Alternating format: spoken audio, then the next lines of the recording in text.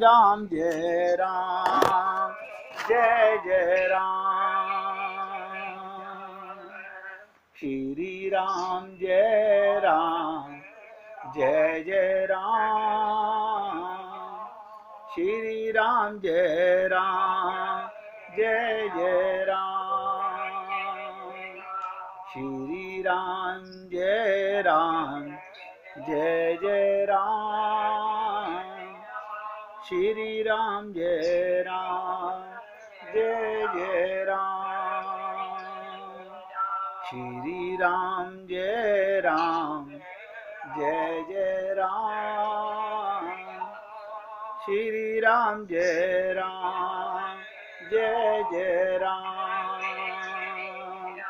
श्री राम जय राम, जय जय राम। श्री राम जय राम, जय जय राम। सभी पुण्य आत्मा ध्यान से सुनेंगे और जिस किसी भक्ता को भजन सुनाना हो वो निकाल के रखिएगा। 15-20 मिनट के बाद आपको मौका मिलेगा सुनाने का, तब तक आप आराम से निकाल पाएंगे। तो मैंने कहा रामचरितमानस में धर्म की दुहाई देने वाली, सत्य की दुहाई देने वाली या तो मंथरा है या कैकेयी है। और मंथरा तो बार बार जताती है, वो धर्म की बड़ी व्यापक व्याख्या करती है। कहती है करई स्वामी हित सेवक सोई, स्वामी का हित करना सेवक का धर्म है।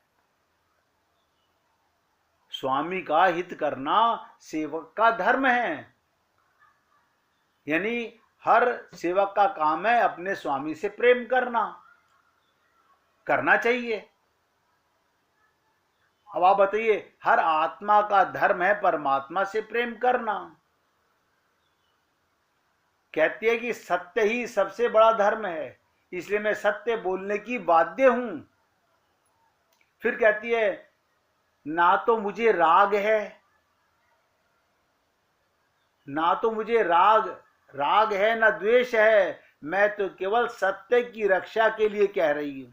अब आप सोचिएगा, आपका मन हमारे को जब भी झंझट में डालता है, यही दो दुहाई देता है, मैं क्या तेरा बुरा चाहता हूं।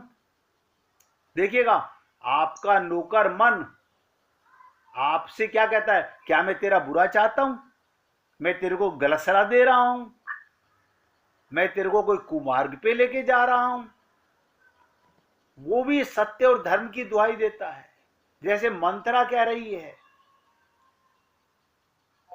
कहती है मैं सत्यवादी हूं, सत्य छोड़ नहीं सकती, मैं सत्य और धर्म में प्रतिष्ठित हूं, धर्म की दृष्टि में सेवक धर्म का निर्वाह कर रही हूं। मीना जी कुछ पूछना चाह रही थी आप? मीना जी कुछ पूछना चाह रही थी क्या? अच्छा, भजन सुनाने के लिए बहुत सुंदर। अभी 15 मिनट में मौका देंगे आपको। अब ध्यान से सुनिएगा कि सबसे बड़ा पाप मंथरा क्या कर रही है, अपने को बार बार जता रही है, मैं सत्य बोलती हूं, मैं धर्म में की बातें करती हूं, सेवक का धर्म है स्वामी की सेवा करना, मैं तो तुम्हारी सेविका हूं। और उसने क्या कहा, खाही पही रही राज तुम्हारे, सत्य कहीं नहीं दोष हमारे। तुम्हारा दिया खाती हूं, तुम्हारा दिया हुआ पहनती हूं। सत्य और धर्म की दुहाई सबसे पहले मंथरा ने दी। वैसे तो रामायण में अन्य प्रसंग भी आएंगे, धर्म ने दूसरा सत्य समाना, किंतु ये मंथरा जिस सत्य की बात कर रही है, दुहाई दे रही है, वो क्या वास्तव में सत्य है? ये बड़े इंपॉर्टेंट बात है। अब ध्यान दीजिएगा, अगर इन दोनों तरफ विचार करके देखें, पहला प्रश्न तो ये, सत्य कल्याणकारी है या कल्याणकारी है? आप कहेंगे अगर सत्य है तो कल्याणकारी है। सत्य स्वयं साध्य है या साधन है? रामचरितमानस में सूत्र दिया गया, महाभारत में भी भगवान श्री कृष्ण की वाणी उसी का सामंजस्य करती है। रामचरितमानस में एक प्रसंग में कहा गया, सत्य ही सबसे बड़ा धर्म है।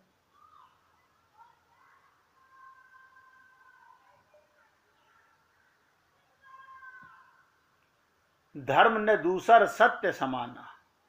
किंतु एक दूसरे प्रसंग में कहा गया, परहित ही सबसे बड़ा धर्म है। परहित सहित सरिस धर्म नहीं भाई, पर पीड़ा सम नहीं अगमाई।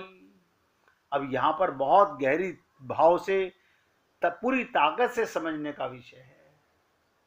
वैसे तो दोनों वाक्यों में कहा गया, धर्म न दूसर सत्य समाना। अब फिर कहा गया, परहित सरिस धर्म नहीं भाई, पर पीड़ा सम नहीं अदमाई। इन दोनों वाक्यों में भिन्नता देखो। स्वाभाविक रूप से व्यक्ति के मन में प्रश्न उठ सकता है, इन दोनों में सही कौन सा है? सबसे बड़ा धर्म सत्य है या परहित है? महाभारत में भगवान श्री कृष्ण ने क्या कह रहे हैं भैया?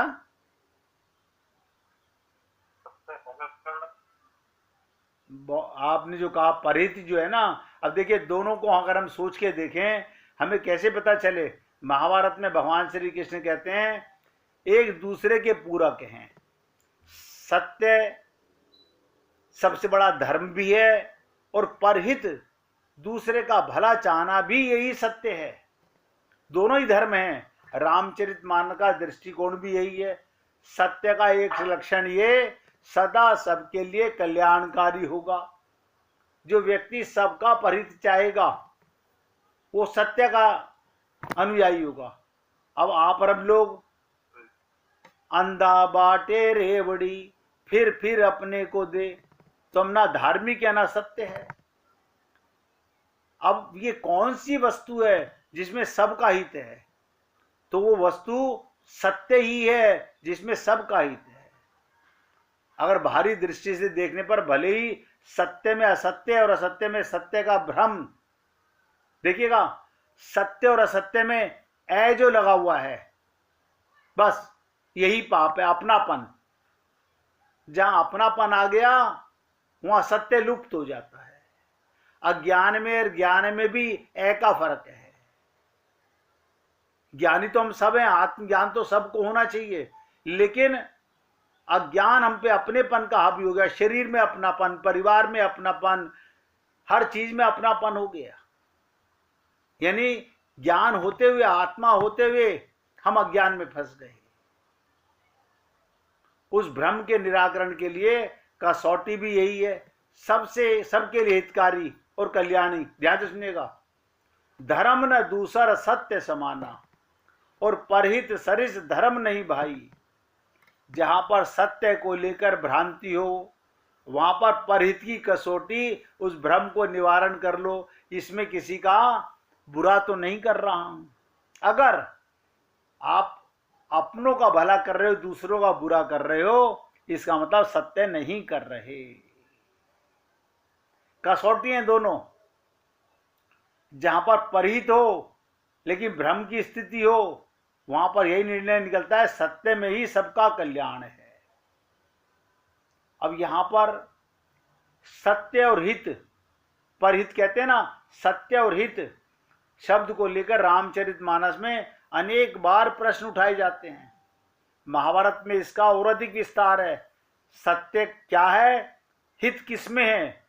महाभारत में बड़ा उथल पुथल बचा हुआ है। रामचरितमानस में भी कह रहे हैं, धर्म न दूसर सत्य समाना, और परित सरिस धर्म नहीं भाई। तो परित सरस धर्म नहीं भाई के साथ ये भी जोड़ देते हैं, पर पीड़ा सम नहीं अगमाई। इसका अभिप्राय परहित ही सबसे बड़ा धर्म और परित सत्य के द्वारा संभव है, लेकिन दूसरे की पीड़ा देख करके जो दुखी होता है वो सत्यवादी होता है। जो दूसरे की पीड़ा देखकर सुखी होता है वो कभी धर्म और सत्य का रक्षक नहीं हो सकता। और आप और हम लोग रोज संसार में, हमें क्या लेना देना, और मर गया तो मर जाने दो, हमारे घर में थोड़ी कोई मर गया है। यहां पर दोषी व्यक्ति का दोष सत्य होते हुए भी सत्यवादी का सत्य बोलना वास्तव में सत्य है क्या? देखिएगा कई जगह पर सत्य को छुपाना पड़ता है। किसी की आंख फूटी हुई हो तो उसको अगर ये बोलते भैया तुम्हारी आंख कैसे खराब हो गई, और उसे काना बोला जाए, बोल तो सत्य रहा है लेकिन भाव जो है बोलने का ढंग गलत हो जाता है। तो इस प्रकार आप हम लोगों को जब कोई गुरु, ध्यान दे दीजिएगा, जब कोई गुरु अपने शिष्य को उसके दोष दिखाता है, और ये मैं कहता हूं हम लोगों पर असीम कृपा है उन संत महात्माओं की जो हमको आईना दिखाते हैं, हमें अपने अंतःकरण में, मन बुद्धि में, चित्त में रहने वाले दोषों को दिखाते हैं। वहाँ उद्देश्य हित होता है। कोई गुरु हमारी बुराई नहीं बताना चाहता, वो हमारा हित चाहता है, लेकिन बोलता बुराई है हमारे अंदर कमियां छांटता है। तो हमारी कमी बताकर वो हमारा हित ही चाहता है। अब देखिए, हाँ मैं वही बोल रहा हूँ भैया, दोनों दूसरे एक दूसरे के बराबर हैं। सत्य भी वही है, परहित भी वही है। प्रयोग भी ऐसा ही होता है, शिष्य को कष्ट ना हो, यही यथार्थ सत्य है। जैसे वैद्य, ध्यान दीजिएगा, जब डॉक्टर या वैद्य रोगी को दोषों को देखता है तो उसका उद्देश्य रोगों की निंदा नहीं करता, उसके रोगों को दूर करना चाहता है। कभी कभी रोगी को देवी कोई दवा सहन नहीं होती तो उस दवा का प्रयोग करता है, उसमें शहद मिला करके देता है। क्यों? कड़वी चीज तो देनी है लेकिन शहद मिला करके देता है। सत्य को मृदु करके भी प्रयोग किया जा सकता है। तो सत्यवादी के प्रदर्शन के लिए ये संत महात्मा हम लोगों का बहुत बड़ा भला चाहते हैं, हमें समझाते भी हैं।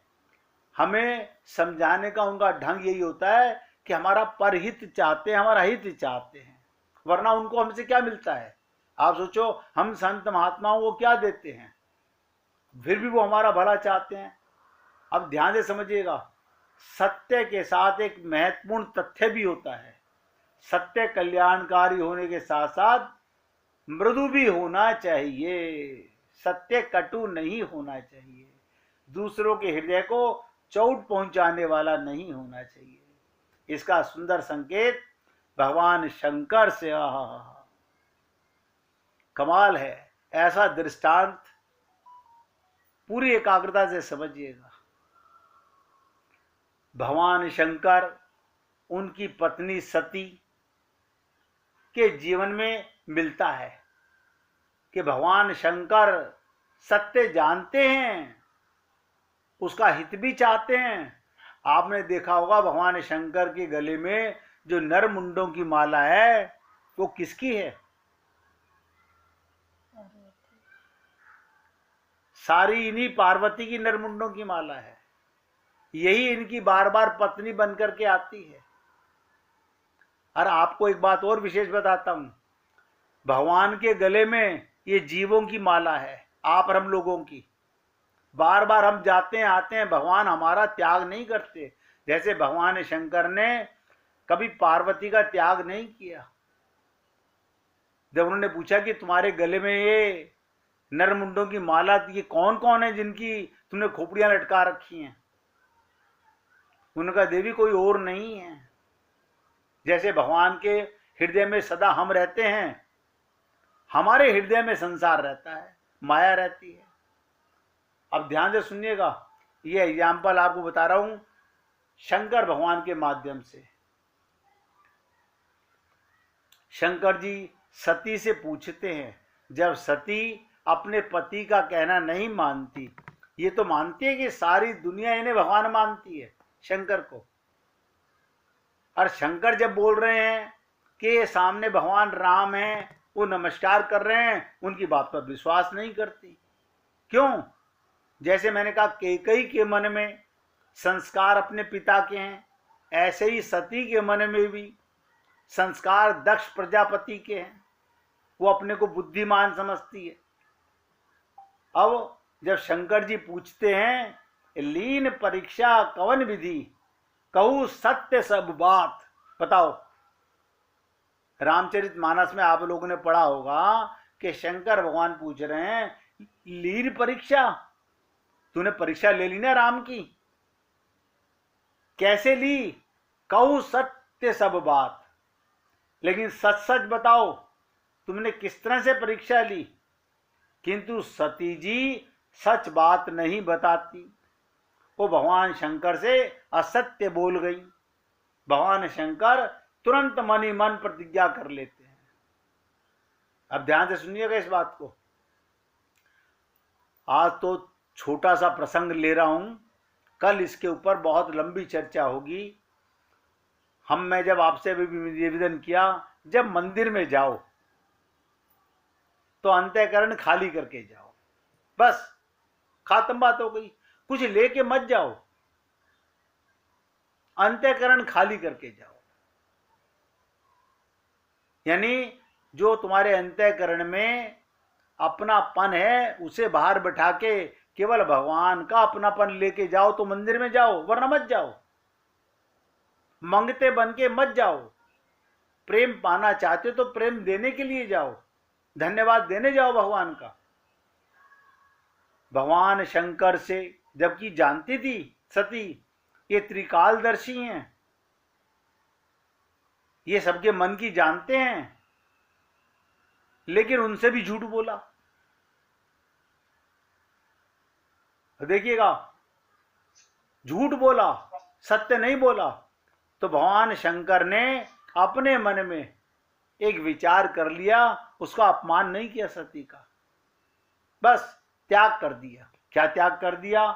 यही तन सतही भेंट मोहि नाही, शिव संकल्प कीन मन माही। अपने मन में संकल्प कर लिया। क्या संकल्प कर लिया? रामचरितमानस में आपने पढ़ा कि जब तक सती का ये शरीर है तब तक सती को मैं अपनी पत्नी, अपनी प्रिया के रूप में स्वीकार नहीं करूंगा। बस मन में संकल्प कर लिया। देखो कमाल की चीज। और फिर अपमान नहीं किया, लेकिन मन से स्वीकार नहीं किया। बड़ी अद्भुत बात है। भगवान शंकर ने अपने मन में प्रतिज्ञा तो कर ली, पर सती को बताया नहीं। साधना की दृष्टि से बड़ी अनोखी बात है। कितनी सजगता! सती से नहीं कहा मैंने तुम्हारा परित्याग कर दिया। शंकर जी के चरित्र में ऐसी सजगता सर्वत्र मिलेगी। शंकर जी ने क्या कहा अपनी पत्नी से? उमा कहूं मैं अनुभव अपना, सत हरि भजन जगत सब सपना। लेकिन हम जगत को पता नहीं क्या माने बैठे हुए हैं, हम पागल हुए पड़े हुए हैं जगत के पीछे। तो शंकर जी के चरित्र में सजगता सर्वत्र मिलेगी। ब्रह्म की सभा में दक्ष ने शंकर जी का अपमान किया। ब्रह्मा की सभा में उनके ससुर ने शंकर जी का अपमान किया। इस घटना को भी उन्होंने अपनी पत्नी से आके नहीं कहा। हमें शिक्षा लेनी चाहिए। आज हमारा ससुराल में कहीं छोटा सा अपमान हो जाए तो हम ढिंडोरा पीट देते हैं, आकर के पत्नी की हत्या करने को तैयार रहते। तेरे बाप ने ये कह दिया, उसने ये कह दिया। तो कई चीजें भगवान शंकर के माध्यम से हमें सीखनी होंगी। जब ब्रह्मा जी ने दक्ष को प्रजापति का पद दिया, अब देखिएगा, दक्ष को प्रजापति का पद दिया। प्रजापति दक्ष सभा में आए, सभी लोगों ने खड़े होकर के सम्मान किया। वैसे तो दक्ष के लिए बड़ी प्रसन्नता की बात थी। सभा में आने पर वहां उपस्थित सभी देवता, गंधर्व, ऋषि, मुनि सब सम्मान में खड़े हो गए। किंतु स्वभावजन्य दोष, ये नोट करो, मैंने कहा था ना हमारे नेचर में एक दोष है, स्वभाव में दोष है। दक्ष की नेचर में दोष था, उसकी बुद्धि में दोष था। वो यही देख रहा था वो ये खुश नहीं हुआ, सब खड़े हो गए, वो देख रहा है कौन खड़ा नहीं हुआ। देखो कमाल की चीज, वो ये देख रहा है दक्ष बुद्धिमान, सब खड़े हो गए वो तो ठीक है, लेकिन ये तो देखूं कौन खड़ा नहीं हुआ, यानी बुराई खोज रहा है वो। इतने लोगों ने खड़े होकर के मेरा स्वागत किया, ये तो खुशी की बात है, परंतु उनका नेचर, स्वभाव जो दुखग्राही था, दूसरे में कमी ढूंढने का, बड़ी बारीकी से देखने लगे कहीं कोई बैठा तो नहीं है। अब चांस की बात, उनकी दृष्टि भगवान शंकर पर पड़ गई, और शंकर जी तो अपने आप में डूबे रहते हैं, वो तो राम नाम की चदरिया ओढ़ के राम नाम में मस्त रहते हैं। वो किसके लिए उठे, वो किसके लिए उठे? बस देख लो दक्ष की ये बुद्धि, यही सती की बुद्धि है। इसकी चर्चा कल और ज्यादा विशेष करेंगे, इसलिए आज अपने शब्दों को यहां विराम दे रहा हूं। मीना जी भजन सुनाना चाहती हैं, अब मीना जी से भजन सुनेंगे। मीना जी अपना स्पीकर खोल लीजिए और आप सुनाइए भजन।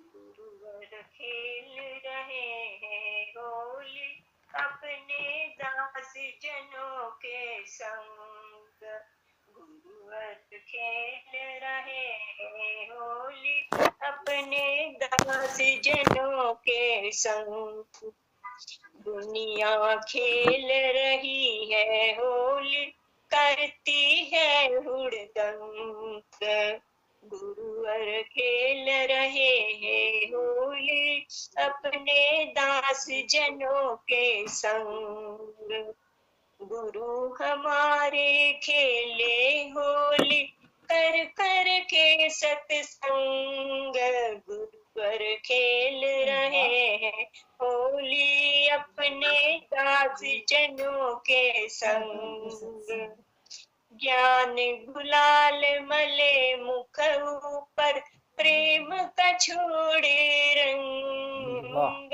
ज्ञान गुलाल मले मुख ऊपर प्रेम का छोड़े रंग, राम नाम की बूटी लगाकर जाम पिलायो रंग, गुरुवर खेल रहे हैं होली अपने दास जनों के संग, गुरुवर खेल रहे हैं होली अपने दास जनों के संग।